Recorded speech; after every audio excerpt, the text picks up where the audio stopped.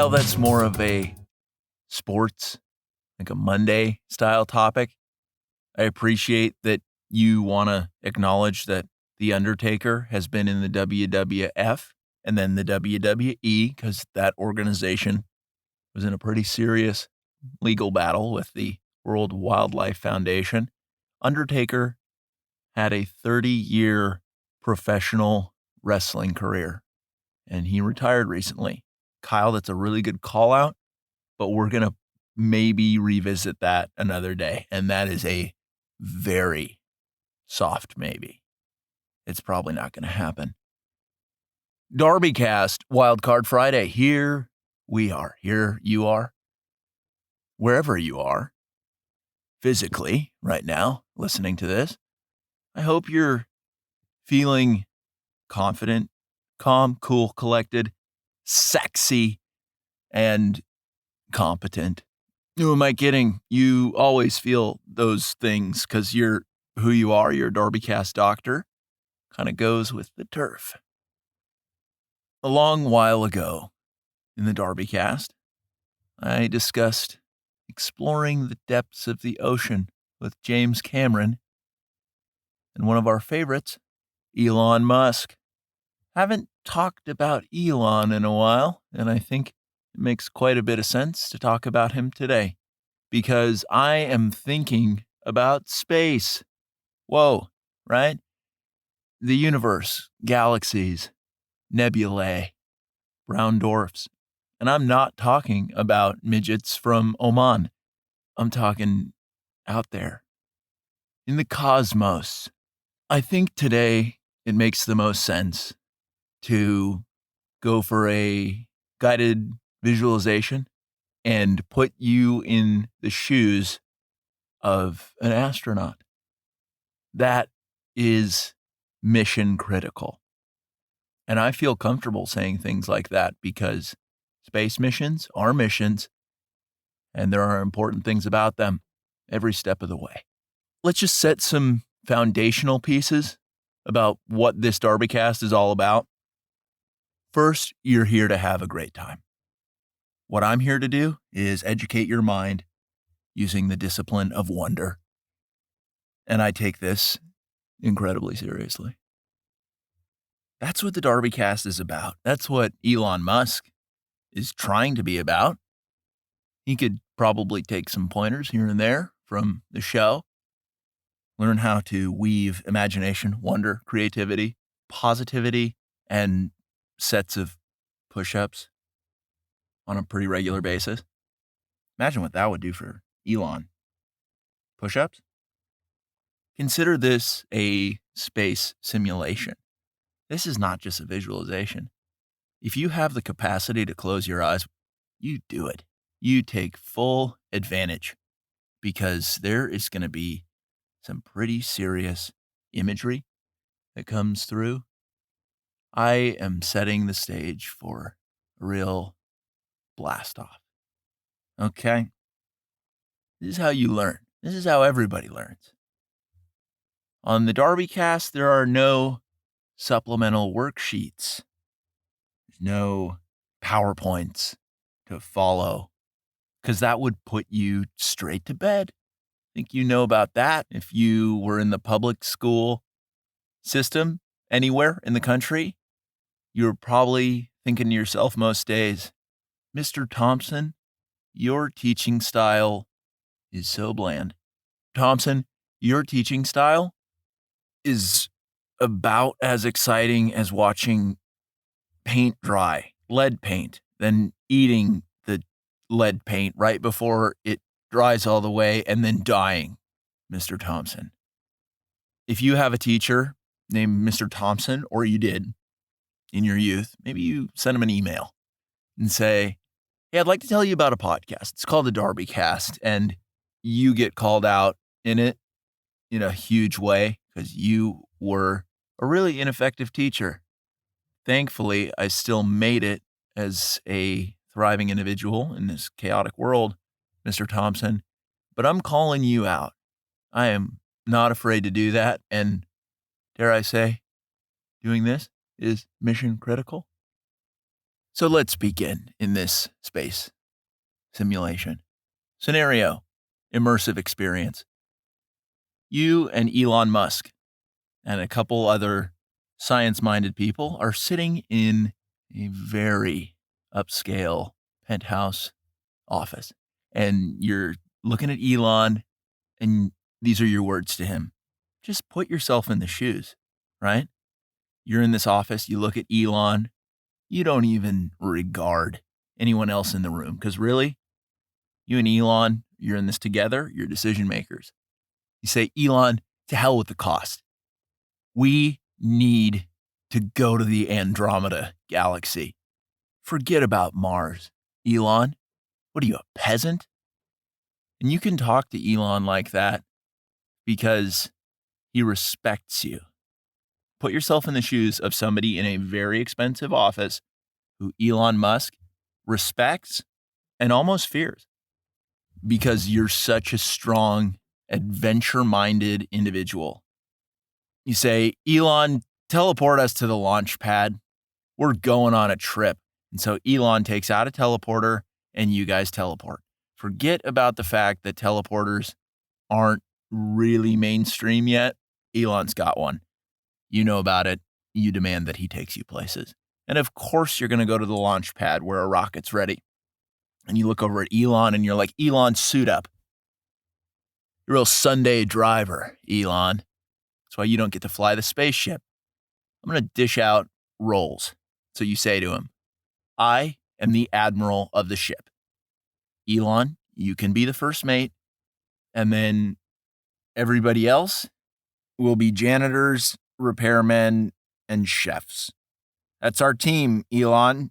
Take it or leave it. And Elon says, wow, you have it all figured out. This preparation thing going into space. And you look at Elon and you just quietly say, don't waste your breath, Elon. I already knew that. So you take the entire team at the launch pad and you bring them together and you say, time for a mission briefing. Your tool bags, you can call them whatever you want because you're in charge. You bring everybody up to speed. You say, we're going to the Andromeda galaxy using this hyperdrive that I invented myself using products from Home Depot and Michael's craft store. You guys could have never come up with this, and I came up with it. Let's pause for a second. Many of you right now are thinking, why are you being, check that? Why am I being so rude to the crew? And that's a fair question. I'm not going to answer it, but I'm sure you can figure it out. One lady asks, she shoots up her hand and says, Captain. You say, at ease, babe, at ease. She says, what are we going to do in the Andromeda galaxy? You say, we are going to escape the cataclysm approaching Earth. She says, what?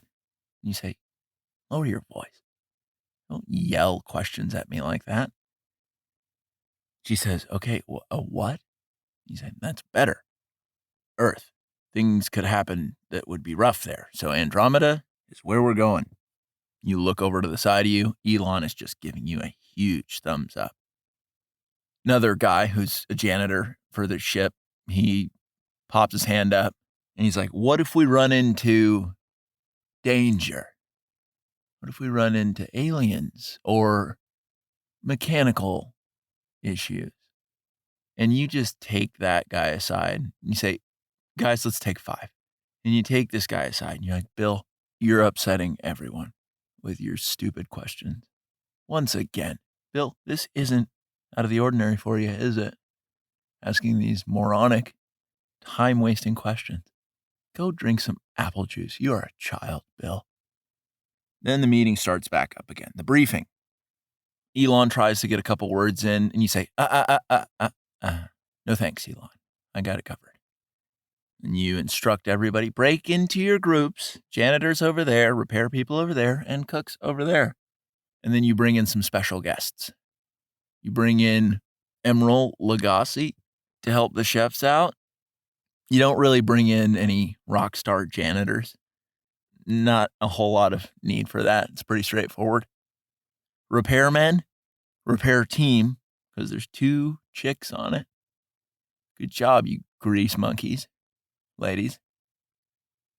Who's the guest leading them? Exhibit from Pimp My Ride, also from rap music. And he comes in, he's like, yo, I heard you like repairing spaceships, so I'm going to teach you how to repair a spaceship. It's like, wow, thanks, Exhibit. So they do their stuff, and you say, Elon, I've got to give you a little piece of advice. Never interrupt me again. Don't even try, or you're out. And he's like, I'm financing this whole thing. And you're like, be that as it may, shut your mouth. And he falls in line because he respects you a lot. Then you bring everybody back together and you say, hey, if we encounter any nonsense out in space, which we almost certainly will, act like you've been there before and act like you're going there again. Don't piss your pants. And then Bill tries to get in a question and you'd be like, Bill, just drink the apple juice and shut the fuck up. Bill, you are this close to staying grounded on this mission. I am doing this as a personal favor to Elon because you are his third cousin. And normally that shouldn't pull any weight, but for some reason, in this situation, it does. So, Bill, can it and get on the spaceship. Okay? So you and Elon make your way up to the mission control deck. Pretty cool. You suit up in your launch suits, giving each other almost a nauseating amount of thumbs ups. You say, it's time to blast off. And Elon tries to get in a Buzz Lightyear joke, and we all know what he tries to say. And you slap him. You say, Elon, who raised you? You are not as smart as everybody says. You're eyeballing the launch button. Everybody is on the craft, and you're kind of caressing the launch button in a way that is not appropriate for an inanimate object, but you're doing it nonetheless. And then you press the button, and oh boy, that rocket starts rumbling. And this is an advanced rocket, mind you. All the technology on board, state of the art. You are blasting faster than you've ever blasted.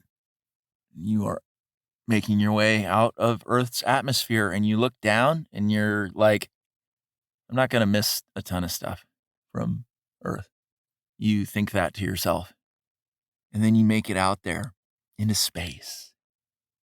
You start floating around, and obviously, because you unhooked your seatbelt like a pro, you didn't wear your seatbelt for the whole launch. That is a 4-star admiral move that everyone respects. Elon's looking over at you, and he's just salivating, and you're like, Elon, I am disappointed in your mannerisms a lot of the time. Yeah, I know, no seatbelt is cool. Just handle yourself, though. You go on the PA system to address the entire crew of janitors, chefs, and repair people. Those 2 chicks, the grease monkeys, lesbians, bisexual, down for whatever. So you hit the PA system and you tell everybody, get in your stasis chambers because we're in it for the long haul. We are going to the Andromeda galaxy. And that idiot Bill raises his hand. He's like, what? It's like, oh, man. You just kind of shoot a really sharp look over at Elon, one that quietly and silently communicates, this is on you. Bill, it's your responsibility. So Elon, knowingly, he gets out of his chair and he goes and he kills Bill. He ruthlessly murders Bill, throws him in a trash compactor, and ejects his remains into space. The entire crew cheers. Yeah! Fuck yeah! Yeah! Everybody's getting in on it. And that last one was one of the mechanical lesbians. You get back on the PA system, you tell everybody, all right, settle down, everybody. You all get in the stasis chambers, like I said earlier. But you know what? Disposing of Bill, mission critical. So everybody gets in their stasis chambers, except you and Elon. So you got a little time to just shoot the breeze. And you're like, Elon, is it true that you'll accept job applications at any of your companies from people who didn't go to college? And he says, well, yes. You say, okay, all right. Your ship is carving through the cosmos towards the Andromeda galaxy, and you are picking up speed. Elon's getting a little scared, and you, as the admiral of the ship, you put an arm around him and say, come with me. I got to show you something. And he's trembling pretty hard. And you just walk him to this room. You open up the door, and what's inside? Full court basketball. You say, Elon, I know you're pretty rattled right now, so let's get you tuckered out. We're going to play one-on-one full court. No refs, hard contact. What do you say? And he objects at first, but then you pull out a limited edition Tamagotchi, a digital pocket pet. You say, if you play me right now, you can have this. And that's his Achilles heel, is Tamagotchis. In his biography that will be written many years from now, you will discover that, or the world will discover that. You discovered it right now. So you and Elon go toe-to-toe full court, and you just trash his world.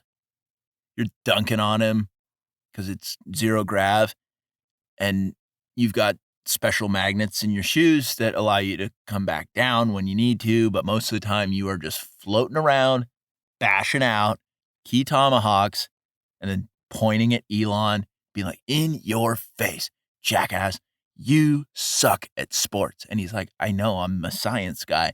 And you'd say, well, that is not the point. And then after quite some time, remember, you're traveling quite quickly, near the speed of light, approaching the speed of light. You say, Elon, you've been such a good sport. Here's the Tamagotchi. I wasn't kidding.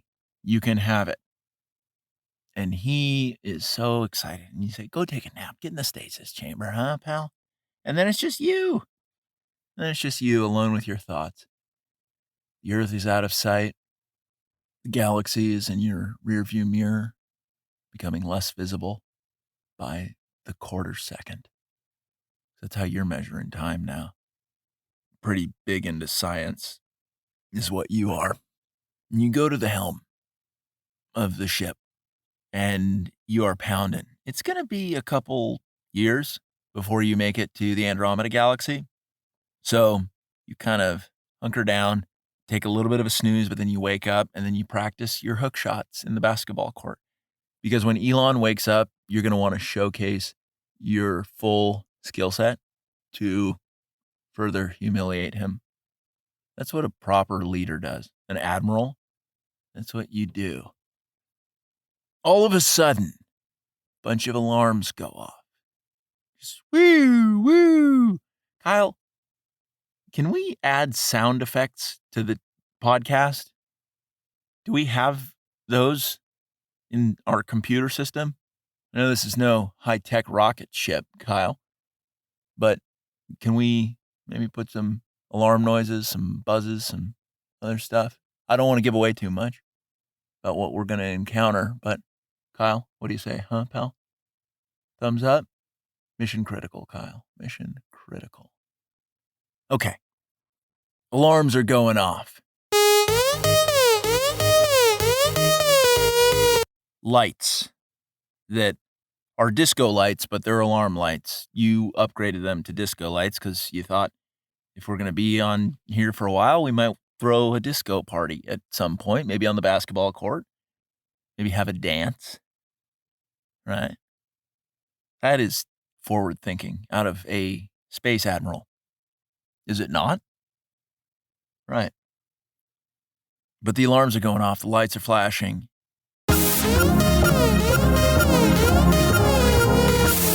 And over the loudspeaker system throughout this spaceship, and let's take a quick time out. The spaceship is enormous. It is the size of Heinz Field in Pittsburgh, where the Steelers play. So use that for reference. I should have told you that earlier. But over the loudspeakers, you hear intruder alert, intruder alert. And you're like, uh-oh, talk about space danger. Good thing we don't have Bill asking dumb questions. Aliens board the ship. They are actively boarding the ship. Everybody is in the stasis chambers. So it's just you and the aliens. They come up to you, not their leader, kind of an envoy. Diplomats. Not very attractive. But you can tell that somewhere they've got an alien chick who's got something going for her. She's not the hottest alien you could imagine, but she has a sexy sounding voice. Not bad. So these diplomats approach you and they use their psychic powers to immediately learn English so you can communicate properly. And they say, "What's up, brah? Water's scarce out in the universe, and we picked up your water supplies on our scanners. We're going to be taking it." And you stay very calm. You stay calmer than anyone you know in this situation would act. Okay? You step up. You say, "Okay, water is what you want. Well, then it is water you shall have." But they don't understand that you're lying and that you are reaching for your plasma gun. Quite quickly, actually. And you've got it in your hands. You say, "Back up right now. You're going to go back in your ship or messed up stuff is going to happen to your face." And nobody in your crew realizes how heroic you're acting, but you'll remember this. You'll say, "I am a good space person, one of the best." Two of the three diplomats, there's three of them, two of them get pretty shifty-eyed, and you realize they're about to do something drastic that could be dangerous. And so you shoot them in the face, both of them. You melt their faces into puddles that look like puke and pasta sauce and an oil spill, all mixed together. You say, "Any other takers? Huh? Still want that water?" And all the aliens slither back onto their ship with their tentacles. And they say, "Sorry for bothering you. You are so tough. You're so amazing." And you say, "Get the hell off this spaceship. I have no time to listen to you showering me with praise, even though it feels pretty good. Get the fuck out of here. Get out." And so you banish them into space. And as they're flying away, what do? You shoot some photon cannons at them and explode them, annihilate them, end them forever. You say, "They had to go. They had to go. Damn straight they had to go." You feel good about that decision. Out of nowhere, in walks Elon Musk. He's all groggy. He's like, "What just happened?" It's like, "What's up, you dweeb?" "Oh, you're taking a nap. How did you wake up from your stasis?" "What the hell is that about, Elon?" And he's like, "I'm a science pro. Don't you remember?" It's like, "Elon, that doesn't explain a whole lot. But do you want to play Would You Rather? We got time to kill." And he's like, "Well, what just happened?" And you're like, "Elon, that doesn't concern you. Not one bit. Are we playing Would You Rather or are we not? Would you rather play Would You Rather or would you rather not play Would You Rather?" That's what I thought. Okay. So you say, "Elon, you're up first." And he says, "Would you rather eat a bunch of broccoli for all your meals or broccoli with cheese?" And then you just punch him in the stomach because you're like, "Dude, have you ever played this before? What the hell is going on with you that is what you came up with?" "Elon, are you ready for a real one? Here goes. Would you rather have your penis sliced off by an attractive cyborg, or would you rather eat broccoli for every meal?" That's how it's done, Elon. That's how it's done. And he takes way too much time. And it's like, "Elon, broccoli. It's pretty obvious. What's going on with you?" And then you go to bed. You say, Elon, I'm actually tuckered out. Even the captain of the ship, the admiral, even I need a little bit of a snooze magoose from time to time. So you go into the stasis chamber, and Elon's like, I'm going to stay up. And you're like, Elon, do not use the holodeck for pornography. And he's like, I wasn't going to do that. And you look him in the face, and you're like, Elon, really? He's like, yeah, I was going to do that. You're right. You're right. I won't do it. Scout's honor. You're like, oh, Elon, you know about the Scouts? And he's like, yeah. Like, okay. All right. That's pretty cool. Nighty night, Elon. And you go into stasis. And Elon definitely disobeys what you asked of him. Let's just make that clear. You are approaching the Andromeda galaxy because you have been in stasis for 8 years. That's an expert nap. That is a very high-level nap. You roll out of the stasis chamber. Elon's already awake. He has instructed the janitors to clean up the spaceship. Even though it's an airtight vessel where no dust has accumulated, hasn't really been lived in because everybody's been in stasis. But you look at Elon and you're like, I respect what you did. The chefs are all shuffling about and they're making French toast. And you're like, wow, Andromeda Galaxy, you are starting off on the right foot. Clean spaceship, French toast. You're like, what of the repair team? Lesbians or arm wrestling? Rest of the maintenance crew is patching up the hole where the aliens invaded 8 years ago. And it's like, guys, you should have done that a long time ago. And you look over at Elon and you're like, why didn't you do that? Even though it was probably your responsibility to dispatch them to do that. But whatever. You're in the Andromeda Galaxy. And you see this luscious planet. It looks bountiful, pleasant. And so you say to Elon, that's where we're going to go. That's going to be the new spot. It's going to be our new home, Elon. And he says, the self-driving car thing, pretty cool. And then you turn to him and you say, good call, Elon. You land the spaceship. It is humongous, remember, but you are excellent at flight. You land on this planet. You go over the PA and you say, before you disembark, everyone, I want you to know this has been really cool. On your way out, grab a Tamagotchi. And Elon looks over at you and he's so disappointed because what you just did really devalued the Tamagotchi that you had given him in the beginning of the journey. And he just finds a hammer and smashes that thing into oblivion. And you give him a really disappointed look. And you're like, that one was limited edition. The other ones were just regular. What have you done, Elon? What have you done? And he's like, I don't know. You're like, all right, well, let's go explore this planet, huh, pal? You and Elon, you put on jetpacks. The rest of the crew, they're just doing whatever on this new planet.